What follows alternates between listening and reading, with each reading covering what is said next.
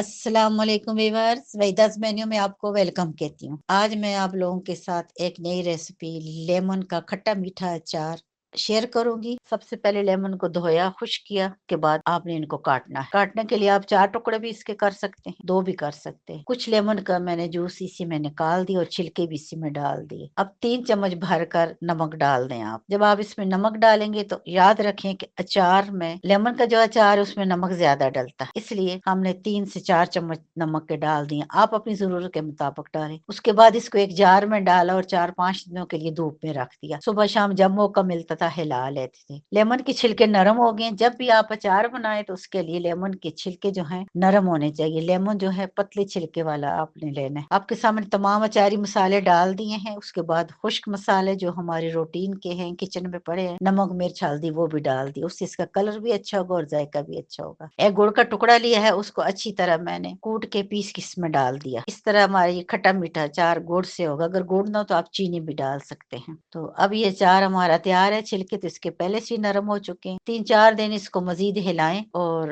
आपका अचार तैयार है। आप इसे तैयार करें, बनाएं, अपनी फैमिली को, अपने दोस्तों को गिफ्ट करें। लेमन का खट्टा मीठा अचार बहुत ही मजेदार। वही रज़ में अल्लाह हाफ़िज़। जहाँ रहो खुश रहो। अल्लाह ताला आपका नेगहबान हो।